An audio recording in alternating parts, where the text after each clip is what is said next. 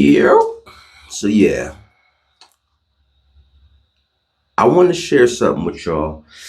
And the reason I'm saying this is because sometimes it be kind of hard to convey or fully express why I'm starting to see things a little bit different, right? But my whole life, I was told that the left and the Democrats were the party of the people.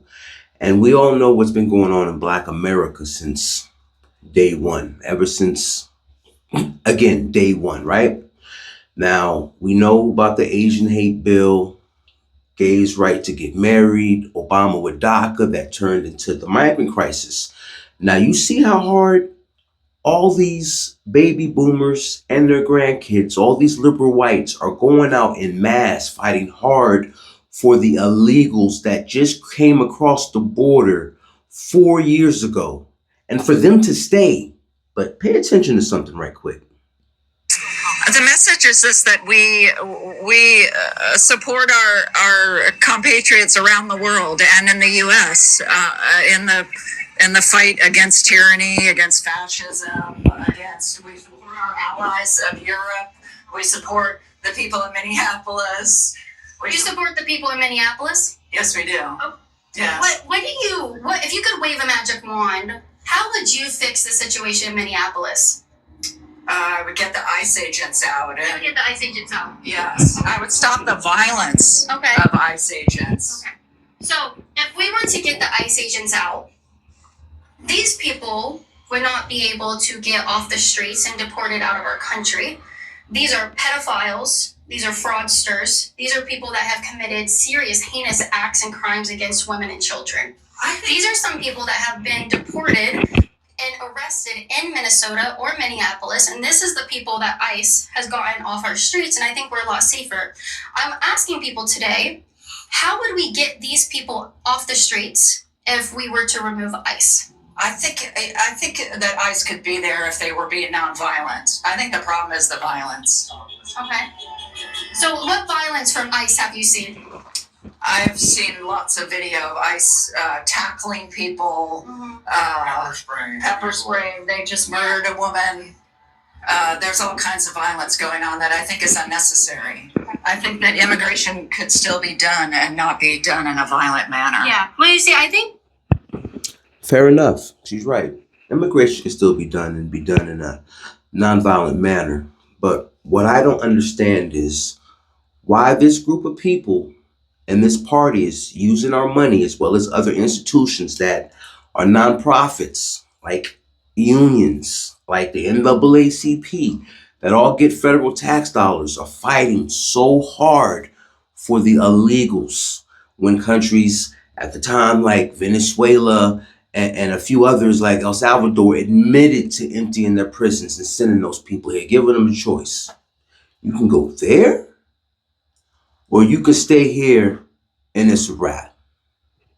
And we know this is to have already been verified. So when you see, and just like was stated, in sanctuary cities, I live in one. What's happening? When these people have to go to court for crimes that they're committing when they're here, they are literally letting them out the back of the courthouses because they know ICE is waiting for them. Or the same thing with the precincts, with the local precincts. They are letting them slide out the back just so that they are not working, or what do they say? So that they're not cooperating with Department of Homeland Security. So my question is this, though, right? We know how long police brutality has been an issue in the United States of America in American communities, whether they be Black communities or Hispanic or Latino communities. And if you want to get really down to the nitty gritty, you go down to the fucking trailer parks and the same shit goes down on in there too. So why are these people not fighting for Americans? Why is there no police brutality bill for, again, since they care so much about, as they say, the minorities that need their help? But they fighting for fucking illegals that all of us got to pay for, and we can't claim these motherfuckers as dependents at the end of the year on our fucking taxes. Make that shit make sense. And if you live in a sanctuary city as I do, you saw what happened when they got here, when Biden told them, you want to claim asylum? Come on and surge the border. You think I'm making that shit up? I'm gonna clip the bitch at the end just to fucking remind you. But they had it set up where people from social services was going to the hotels to meet with these people, so they didn't have to go to lines, like go stand in line like the Americans did. They were catered to. Not only that, they got way more money than your average American citizen who's claiming those same benefits get. So again, I'm asking, what in the fuck are we fighting for? And remember, the people that surged the border during the last administration have never paid any fucking taxes.